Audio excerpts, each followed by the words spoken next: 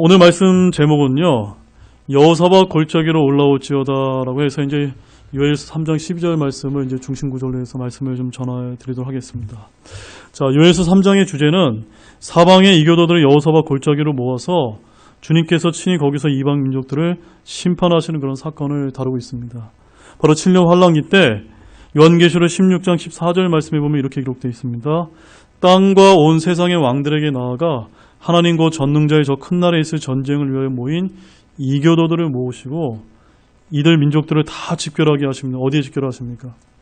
여호사밧 골짜기에 다 불러 모으셔서 이때 7년 환란기에서 죽지 않고 살아남은 이 땅에 있는 모든 민족들은 천년왕국에 들어가는 사람들과 그렇지 못한 사람들을 목자가 양과 염소로 나누듯이 나누는 그 심판이 바로 여호사밧 골짜기의 심판, 다른 말로는 민족들에 대한 심판이다라고 이렇게 교류적으로 부른다는 것을 여러분들이 기억하시기를 바랍니다. 이처럼 심판은요, 유대인을 위한 야곱의 고난의 때인 주의 날인 7년 환란기가 끝나고 천년왕국이 시작되기 전에 이교도들을 모아서 심판하는 것입니다. 이렇게 성경은요, 유대인은 유대인, 이방인은 이방인, 교회는 교회라고 엄연히 구분하고 있기 때문에 우리가 디모데후서 2장 15절 말씀처럼 진리의 말씀을 바르게 나누어서 연구해야 된다는 것을 여러분들이 잊지 마시기 바랍니다. 우리 고린도전서 10장 32절 말씀 먼저 읽고 시작하겠습니다. 유대인들에게나 이방인들에게나 하나님의 교회나 어떤 실족거리도 주지 말되. 그러니까 하나님의 관점에서는 몇 부류의 사람이 있는 겁니까? 유대인, 이방인, 하나님의 교회, 항상 이 세 부분의 사람들이 있기 때문에 이 대상을 저희들이 성경을 보면서 잘 구분해서 과연 성경에서 총 7가지의 심판을 이야기하고 있는데 그 심판의 대상이 누구에게 해당되는지를 우리가 잘 읽으면서 성경을 읽어야 우리가 실수하지 않고 바르게 이해할 수 있다는 겁니다. 특별히 성경에는 한 가지 심판만이 나오는 것이 아닌 7가지 심판이 나오는데 첫 번째 심판은 죄인들을 대신해서 예수님께서 돌아가신 갈보리의 십자가 심판이 있다고 말씀드렸습니다. 그 다음에 두 번째 심판은 그리스도의 심판석이라고 불려서 그리스도인들이 이 땅에서 들림받은 후 저 하늘에서 받는 심판이 있다고 말씀을 드렸습니다. 그 다음에 세 번째 심판은 유대인들이 마지막 때 받게 된 심판으로 야곱의 고난의 때 7년 환란기가 부르는 심판이 있다고 말씀을 드렸습니다. 그 다음에 네 번째 심판은 오늘 요엘서 3장에 다루고 있는 민족들에 대한 심판으로서 주님께서 마태복음 25장 31절에서 46절에서 말씀하신 바 민족들의 양과 염소로 나누시는 그 심판을 지금 가리키는 말씀입니다. 그 다음에 다섯 번째 심판은 큰 현황자 심판으로서 이 심판은 천년왕국이 끝난 후에 있는 심판으로 마지막 심판이 이렇게 있다라고 성경은 이야기하고 있습니다. 자, 이 외에도 천사들에 대한 심판과 성도들의 심판 등 추가적인 심판들이 있지만 이 정도로만 정리하고 오늘 이제 본문이 다루고 있는 요엘서에 기록된 민족들에 대한 심판에 대해서 한 말씀 저희들이 또 강의 말씀을 통해서 공부하는 시간이 되도록 하겠습니다. 우리 본문 1절 말씀 다시 읽도록 하겠습니다. 보라, 그 날들 곧 내가 유다와 예루살렘에 포로된 자들을 다시 데려올 때. 자, 뭐라고 말씀하고 있습니까? 유다와 예루살렘에 포로된 자들을 어떻게 한다고요? 다시 데려올 때. 이걸 왜 다른 말로 우리가 뭐라고 얘기합니까? 귀환한다고 얘기하지 않습니까? 네, 귀환한다. 그래서 오늘 이제 3장 본문 말씀은 총 주제가 이스라엘의 회복입니다. 뭐라고 말씀드렸죠? 이스라엘의 회복입니다. 지금 유대인들은요, 전 세계에 흩어져 있고 일부가 팔레스타인 땅으로 1차 귀환에서 돌아와서 이스라엘은 나라를 지금 세웠습니다. 그런데 아직 전 세계에 흩어진 유대인들이 모두 귀환하지 못했지만 주의 날인 7년기의 그 날이 되게 되면 반유대주의가 전 세계적으로 극대화되면서 온 세계에 흩어져 있는 모든 남아있는 유대인들이 바로 유대인 디아스포라인 이들이 2차 귀환이 이루어져서 모두 팔레스타인 땅으로 돌아오게 될 것이다 라고 성경은 이야기하고 있는 것입니다. 이것을 유대인들은 뭐라고 부르냐면요, 알리야라고 부릅니다. 알리야. 여러분 인터넷에 알리야 쳐보시면 온 전 세계에 흩어져 있는 남은 유대인들이 2차로 귀환하게 되어서 모두가 유대 땅에 다 돌아오게 되는 그 그것을 이제 알리하다라고 이제 그들은 그렇게 이제 부르고 있는데 이 일은 주님께서 친히 하시는 일입니다. 자, 한 말씀 가보겠습니다. 이사야서 11장 11절에서 12절 말씀입니다. 그날에 주께서 다시 자신의 손을 두 번째 세우사 자신의 백성 중에 남은 자들 곧 남게 될 자들을 되찾되 아시리아와 이집트와 바드로스와 구스와 엘람과 시날과 하맛과 바다의 섬들로부터 되찾을 것이요 또 그분께서 민족들을 위하여 길을 세우시고 이스라엘의 쫓긴 자들을 모으시며 땅의 사방에서부터 유다에 흩어진 자들을 함께 모으시리라. 그러니까요, 유대의 그 옛 땅에 모든 유대인들이 다 돌아오게 되는 것이 아직은 다 이루어진 것이 아닙니다. 그런데 그 때가 되게 되면은 흩어진 모든 사람 유대인들이 다 주님께서 약속하신 그 땅으로 오게 될 것이다라고 오래전에 이제 하나님께서 이제 말씀을 하신 겁니다. 바로 주님께서 그날에 되찾을 것이요 모으시며 함께 모으라고 말씀하신 그 약속의 문자 그대로 성취될 줄로 저와 여러분이 믿으시기 바랍니다. 마치 연어들이 산란기 때 태어나 고향에 이제 돌아오듯이 세계에 흩어진 유대인들이 팔레스타인으로 다 모여든다는 것입니다. 누구에 의해서요? 하나님에 의해서 섭리적으로 그런 일이 이루어지는 것이고 저와 여러분들은 마지막 때가 왔으면 어떻게 우리가 분별할 수가 있습니까? 전 세계적으로 반유대주의가 극대화되면서 유대인들의 귀환이 이루어진 것을 보면서 주님이 오실 날이 다 가까웠구나라는 우리가 때를 이제 시대를 이제 분별할 수가 있는 것입니다. 무슨 말씀 이해하셨죠? 그래서 보라 그날들 곧 내가 유대와 예루살렘 포로된 자들을 다시 데려올 그때라고 말씀하신 이 시점에 이 땅에 있는 이방 민족들은 어떻게 될까요? 요엘서 3장은 유대인들의 귀환과 더불어 그때 있게 된 이방 민족들에 대한 대언의 말씀이 등장하고 있습니다. 바로 하나님께서 온 세상 모든 나라, 모든 섬들에서 이스라엘을 모으시면 이방 민족들은 심판을 받게 된다는 겁니다. 주님은 유대인들만 모으시는 것이 아니라 마지막 때에는 이방 민족과 이교들 역시 함께 모으신다라고 지금 여기서 대언하고 계신 것입니다. 자, 본문 2절 말씀을 보시겠습니다. 내가 또한 모든 민족들을 모아 여호사밧 골짜기로 데리고 내려가서 내 백성 곧 내 상속 백성 이스라엘 위하여 거기서 그들과 변론하리라. 그들이 이스라엘을 민족들 가운데서 흩어버리고 내 땅을 나누었으며. 말씀 그렇게 어렵지 않습니다. 하나님께서 민족들을 모아서 어디로 데리고 내려가십니까? 여호사밧 골짜기로 데리고 내려가서 뭘 하신다고요? 변론하시겠다는 겁니다. 누구를 위한 변론입니까? 이스라엘 민족들을 위해 변론하시겠다는 겁니다. 자, 변론이라는 건 뭐냐면요, 논쟁이나 재판에서 사용하는 법률 용어입니다. 그래서 이 여호사밧이라고 하는 그 말의 의미는요, 여호와께서 재판하신다라고 하는 그런 뜻을 갖고 있습니다. 바로 이 구절에서 대부분의 신학자들이 주석을 보게 되면 이 여호사밧 골짜기는 상상의 장소이거나 그냥 상징적인 장소일 뿐이지 실제적인 장소는 아니다라고 이렇게 이제 주석을 하고 있는 것을 우리가 많이 이제 볼 수가 있는데, 저희들과 같이 성경을 문자 그대로 믿는 우리 성경 신자들은 결코 그렇게 해석을 해서는 안 될 것입니다.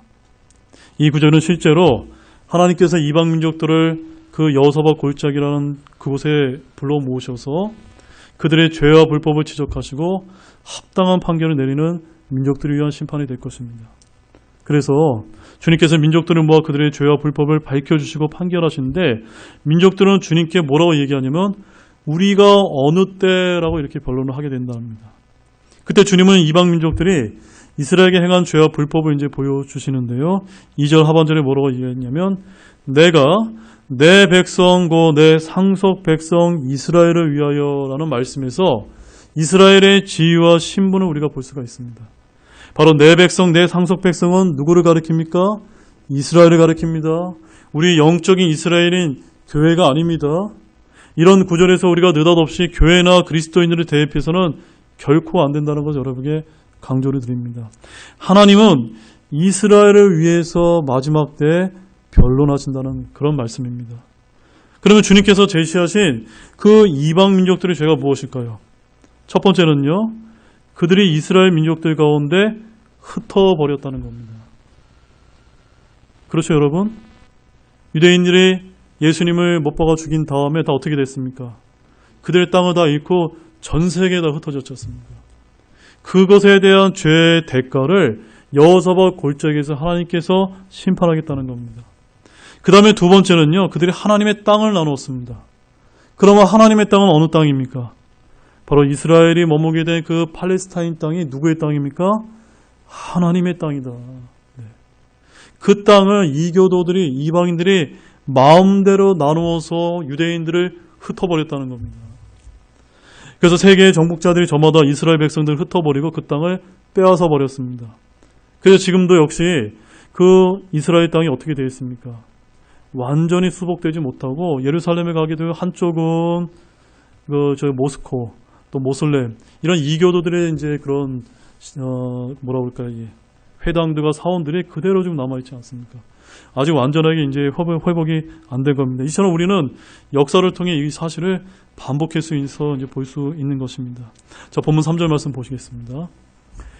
또 내 백성을 놓고 제비를 뽑으며 창녀를 얻으려고 남자아이를 내주고 또 마시기 위해 포도주를 구하려고 여자아이를 팔았도다. 자, 이제 이방인들이 행한 죄와 불법이 우리 주님의 입에서 계속 제시되고 있는데 세 번째 죄가 무엇입니까? 바로 그들이 이스라엘 백성을 놓고 무엇을 뽑았습니까? 제비를 뽑았다는 겁니다. 이게 무슨 뜻일까요? 바로 유대인들이 유럽의 여러 나라에서 노예로 팔려갔고 이들을 사가는 사람들 제비를 뽑아서 나누었다는 말씀입니다. 바로 주님은 내 백성을 놓고라고 하심으로써 이스라엘과의 관계성을 아주 분명하게 지금 말씀하고 있습니다. 그 다음에 네 번째 죄는 그들은 창녀를 얻으려고 남자아이를 내주고 또 마시기 위해 포도주를 구하여 여자아이를 팔았다는 것입니다. 한마디로 유대인들을 개나 돼지보다 더 싼 가격으로 과거에 사고 팔았다는 것을 지적하신 것입니다. 이것은 역사가들의 기록이나 증언이 아니라 누가 하신 얘기입니까? 우리 주님께서 친히 하신 말씀입니다. 바로 창녀를 얻기 위해 유대인 남자아이를 내주고 포도주 그것 때문에 유대인 여자아이를 판 이런 얘기는요. AD 70년 후에 로마를 비롯한 유럽과 중동 아시아에서 매우 흔한 일이었다고 역사가들은 이야기하고 있는 것입니다. 바로 유대 땅에서 유대인들이 이방인들을 개돼지 취급했다면 주 70년 후 이교도들은 유대인들을 개나 돼지 이하로 취급하고 짓밟아 왔다는 것입니다. 자, 본문 4절 말씀 읽겠습니다. 참으로 그러하였도다. 오 두로와 시돈과 팔레스타인의 모든 지역들아, 너희가 나와 무슨 상관이 있느냐? 너희가 내게 보복하고자 하느냐? 너희가 내게 보복하신데 내가 너희의 보복하는 것을 빠르고 급하게 너희 머리 위로 돌리리라. 이제 그렇게 어렵지 않으시죠? 주님께서는 모든 민족들 중에서도 특히 어떤 민족이요? 두로와 시돈과 팔레스타인의 모든 지역들을 뽑아서 말씀을 하시는데 왜 이들을 뽑으셨을까요? 바로 이들이 가장 반유대 정서를 주도하고 유대인들을 멸하려는 계획을 세우고 실행했기 때문이라는 점입니다. 이들은 유대인들을 지구상에서 멸하는 것 최우선 정책으로 삼고 있는 그런 국가들이고 그런 민족들인데 지금도 마찬가지입니다. 바로 무슬림으로 대표되는 이들 이교도들은요, 중동의 전 지역과 동남아시아와 중앙아시아 및 아프리카 일부 지역을 장악하고 있는 민족들입니다. 그래서 그들은 하나님을 알라라고 이제 부르면서 섬기는데 그들은 유대인들을 멸하는 것을 신성한 사역인 줄 알고 믿고 있습니다. 결국 마지막 때 주님께서는 이 무슬림들을 향해서 너희가 나와 무슨 상관이 있느냐라고 이렇게 심판하실 것이라는 사실입니다.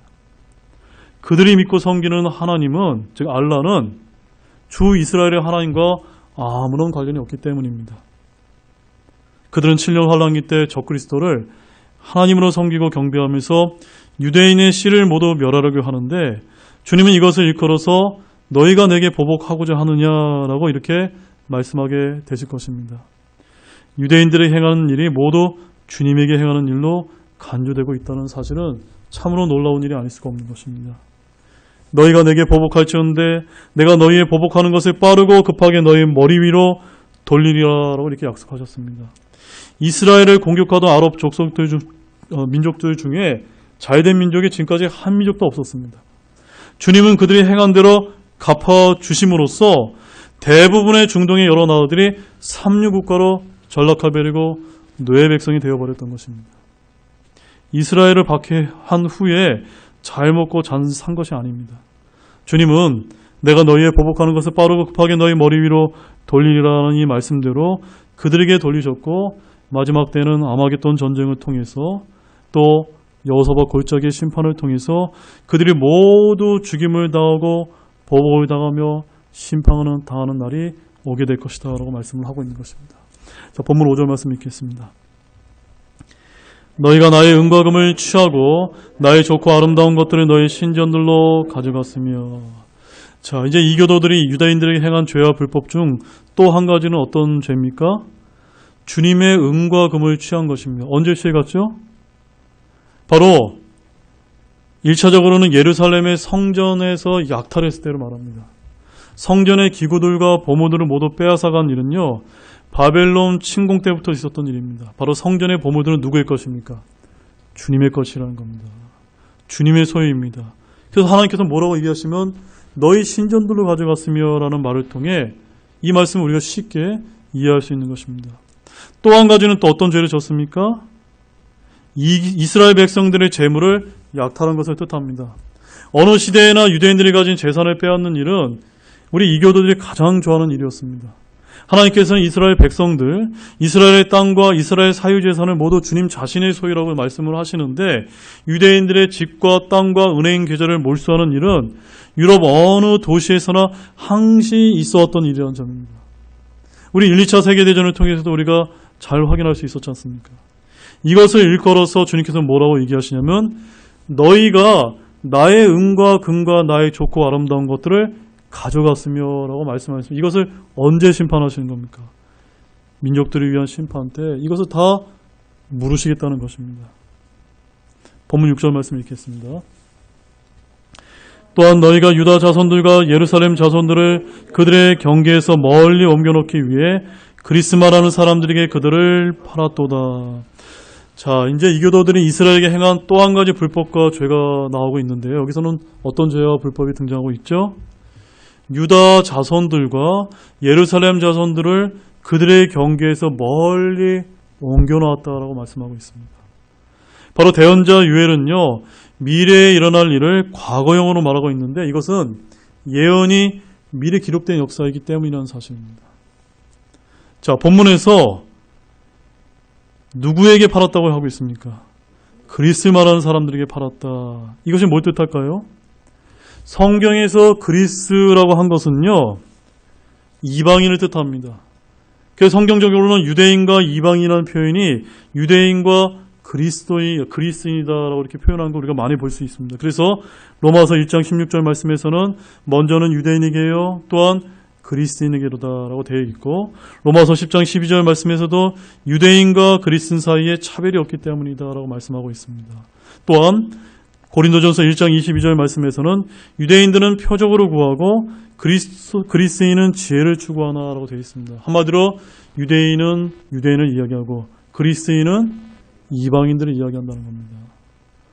따라서 오늘 본문에서 너희가 그리스마라는 사람들에게 팔았도다라는 이 말씀은 뭘 뜻하는 겁니까? 하나님의 소유된 백성인 유대인들을 누구에게 팔았다는 겁니까? 이방인들에게 팔았다는 뜻입니다. 그런 죄를 이방인들이 수천 년간 지어왔다는 겁니다. 본문 7절 말씀 읽겠습니다. 보라, 너희가 그들을 팔아넘긴 곳에서 내가 그들을 빼내어 일으키고 너희가 보복한 것을 너희 머리 위로 돌리리니. 바로 이 일은 주의 날엔 7년 환란기에 있게 될 예를 지금 대언하고 있습니다. 주님께서는 흩어진 유대인들을 출애굽 때보다 더 확실하게 다 유대 땅으로 불러 모으시게 될 것입니다. 그래서 내가 그들을 빼내어 일으키고라는 이 말씀은요, 이스라엘의 완전한 회복을 가리키는 말씀입니다. 예언의 말씀입니다. 바로 천년왕국은 메시아 왕국으로서 이스라엘은 모든 민족들의 머리가 될 것이고 유대인들에게 이제 보복할 기회를 주시게 될 것입니다. 그래서 유대인들이 다스리고 제사장 왕국으로 모든 이방 민족들의 머리가 되어서 저 천년왕국 땅에서 예루살렘 땅, 바로 팔레스타인 땅이 천년왕국의 수도가 되어서 지배하는 그 세상이 1000년 동안 지속될 것이다 라고 성경은 이야기하고 있는 것입니다. 자, 본문 8절 말씀 읽겠습니다. 즉 내가 너희 아들 딸들을 유다 자손의 손에 팔고 그들을 먼 곳에 가는 백성 곧 스바 사람들에게 저들을 팔리라. 주가 그것을 말하였느니라. 바로 이제 앞으로 일어나게 될 그런 일들을 지금 예언하고 있는 말씀인데요. 두로와 시돈과 블레셋 사람들의 아들 딸들은 유다의 자손의 손에 팔리고 유대인들은 이들을 스바 사람들에게 팔아버린다는 그런 말씀입니다. 이는 유대 땅에 와 있던 이교도들을 처리하는 방식을 가리키고 있는데 이방인의 때 예루살렘과 이스라엘을 자신의 고향과 도시처럼 생각하고 뿌리내린 이방인들이 바로 지상재림 때 하늘의 군대와 함께 그 땅에 되돌아온 유대인들에게 모두 포로로 사로잡히고 그 땅에서 쫓겨나게 될 것을 가리키는 말씀입니다. 바로 그들이 빼앗았던 땅과 재산을 모두 빼앗기게 된다는 말씀입니다. 그래서 팔고 팔리리라라는 그 대언이 그때 가서 완전히 문자적으로 성취하게 될 것입니다. 자, 본문 9절과 10절 말씀 읽겠습니다. 너희는 이방인들 가운데서 이것을 선포할지어다. 전쟁을 예비하고 용사들을 깨우며 모든 군사가 가까이 나와 올라오게 할지어다. 너희의 보습을 쳐서 칼을 만들지어다. 너희의 가지치는 낫을 쳐서 창을 만들지어다. 약한 자는 말하기를 나는 강하다 할지어다. 자, 이 말씀이 굉장히 아주 흥미로운 말씀인데요. 유대인들은 이방인들 가운데서 선포하는 말은 그들을 전혀 두려워하지 않는 그런 말을 하고 있습니다. 너희는 전쟁을 예비하고 용사들을 깨우며 모든 군사가 예루살렘을 가까이 나와 올라오게 하라고 이렇게 지금 대언하고 있습니다. 즉 이 말은요, 이방인들이 어디로 모이게 됩니까? 바로 그 팔레스타인 땅으로 다 모이게 되지 않습니까? 적그리스도의 군대가 다 모이게, 무기대 골짜기에 다 모이게 된 그 마지막 아마겟돈 전쟁의 때에 이 이스라엘 사람들이 뭐라고 얘기합니까? 얼마든지 공격해보고 얼마든지 와보라는 그런 얘기입니다. 그때 너희의 보습을 쳐서 칼을 만들고 낫을 쳐서 창을 만들라는 것은 이게 뭘 뜻하는 겁니까? 무기를 더 많이 만들어서 나를 한번 공격해보라는 그런 얘기입니다. 바로 온 세상의 모든 이방인들의 왕들이 연합해서 공격한다 해도 유대인들은 전혀 두려워하지 않게 될 것을 말하고 있습니다. 뭐라고 하고 있냐면요, 약한 자는 말하기를 뭐라고 얘기합니까? 나는 강하다 할지어다. 이 일이 실제로 이루어질 줄로 믿습니까? 네, 겁먹지 말고 공격하라는 겁니다. 바로 7년 환란기 때 멸종과 멸족의 위험에 놓였던 이 유대인들의 이런 담대함이 어디서 오게 되는 것일까요? 바로 주 하나님께서 친히 그들 가운데 오셨기 때문입니다. 이제는 다시는 두렵지 않게 된다는 것입니다. 바로 적그리스도와 땅의 왕들의 군대를 향해 그들에게 와서 공격해보라고 담대하게 외치게 된다는 말씀입니다. 그 결과 어떤 일이 벌어질까요? 아마겟돈 전쟁이 왔던 그 적그리스도의 군대는 모두 멸망을 당하고 하나님께서는 그들을 심판하시며 꾸짖게 되실 것입니다. 자, 그 결과는 이사야서 2장 4절 말씀에 나와 있습니다. 이사야서 2장 4절 말씀 한번 가보시겠습니다. 그가 민족들 가운데서 심판하며 많은 백성들을 꾸짖으리니 그들이 자기들의 칼을 쳐서 보습을 만들고 자기들의 창을 쳐서 가지치는 낫을 만들리라. 민족이 민족을 치려고 칼을 들지 아니하고 그들이 다시는 전쟁을 배우지 아니하리라. 예. 그러니까요, 전쟁 무기를 가지고 보습과 가지치는 낫을 만드니까 전쟁 무기가 뭘로 바뀌는 겁니까? 농기구로 바뀌는 겁니다. 그러면서 그들이 이제 다시는 전쟁을 배우지 않는다는 말은 이제 전쟁이 없어지고 완전한 이제 평화의 시대가 오는 겁니다. 그 일이 언제 이루어집니까? 예, 천년왕국 때 이 땅에 우리 만왕의 왕이시자 만주의 주이신 주 예수 그리스도께서 이 땅에 내려오시게 되면 이 땅 가운데 완전한 유토피아, 완전한 평화가 오게 되는 겁니다. 따라서 지금 어떤 정치인이 나와서 어떤 유명한 정치인이 와서 제가 유토피아를 건설하겠습니다. 제가 완전한 평화를 이루겠습니다라고 얘기하는 것은 다 어떠한 사실입니까? 전부 다 거짓말이라는 겁니다. 그 일은 주님께서 지상 강림하셔서 천년왕국 열대라만이 이런 일이 이루어진다고 성경은 말씀을 하고 계신 것입니다. 이것을 믿으시죠? 자, 11절 말씀 읽겠습니다. 모든 이교도들아 너희는 집결할지어다. 올지어다. 사방에서 함께 모일지어다. 오 주여 주의 강한 자들이 거기로 내려오게 하옵소서. 바로 7년 환란기의 끝에 아마겟돈 전쟁이 끝나고 모든 이교들은 집결하라. 사방에서 함께 모이라는 이런 명령을 받게 된다는 것입니다. 그들은 예루살렘을 포위했지만 완전히 하늘의 군대에 의해서 패하게 됩니다. 유대인들은 승전국으로서 지위를 누리게 됩니다. 모든 이교도들을 지배하고 다스리는 민족들의 머리가 될 것이다 라고 말씀을 해주고 계신 것입니다. 이때 이방 민족들이 모이는 그곳에 누가 내려옵니까? 주의 강한 자들이 내려옵니다. 자, 제가 여러분에게 질문 드리겠습니다. 여기서 말하는 주의 강한 자들은 누구를 가리키는 것일까요? 네, 바로 저와 여러분을 얘기하는 겁니다. 지상재림할 때 7년 환란기 전에 들림받아서 그리스도의 심판석을 거치고 어린 양의 혼인식을 거친 다음에 영광스러운 그리스도의 몸과 같은 부활한 몸을 입고 하늘의 군대와 함께 천사들과 함께 이 땅에 내려오게 되는데 그들을 뭐라고 부릅니까? 주의 강한 자들이다. 지금 우리가 이런 연약한 육신이 있기 때문에 저희는 연약하고 쓰러지고 죽을 수밖에 없는 그런 연약한 존재이지만 언젠가 주님의 때가 되게 되면 저와 여러분들은 죽을 수도 없고 영원 무금토록 영원한 생명을 누리는 주의 강한 자들이자 하늘의 군대에 속한 용사들이 될 것입니다. 믿으시기 바랍니다. 그때 우리는 이 땅에서 특히 천년왕국 때 왕과 제사장으로 천년왕국 백성들을 통치하게 되는 그런 특권이 주어지게 되는 것입니다. 자, 마지막 12절 말씀 읽겠습니다. 이교도들은 깨어서 여호사밧 골짜기로 올라올지어다. 내가 거기에 앉아서 사방의 모든 이교도들을 심판하리라. 그러니까는 왕이신 주님께서 심판하실 때 그 가운데 누구도 있는 겁니까? 주의 강한 자들이 우리가 함께 심판하는 겁니다. 정말로 영광스럽지 않습니까? 저는 그날을 고대합니다. 우리 주님께서는 이교도를 여호사밧 골짜기에 올라오게 해서 거기서 심판을 행하십니다. 사방의 모든 이교도를 심판하신다는 말씀은 양의 민족, 염소의 민족으로 나누는 그 심판을 가리킵니다. 오늘날 이교도들은 유엔 빌딩에 모여서 이스라엘을 판단하고 정죄하지만 그날에는 주님께서 친히 여호사밧 골짜기로 올라오게 해서 거기서 사방의 모든 이교도를 심판하시게 될 것이라고 말씀합니다. 주님은 자신의 백성, 내 형제라고 부르신 유대인들을 축복하는 자들은 복 주시고 저주하는 자들은 저주하게 될 것입니다. 그래서 창세기 12장 3절 말씀을 보겠습니다.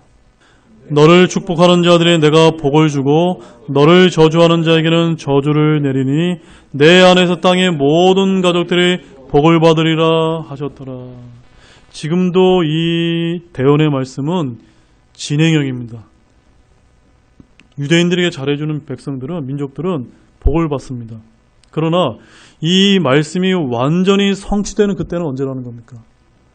바로 천년왕국의 시작점인 여호사밧 골짜기에서 이 말씀은 100% 완전하게 성취될 것입니다.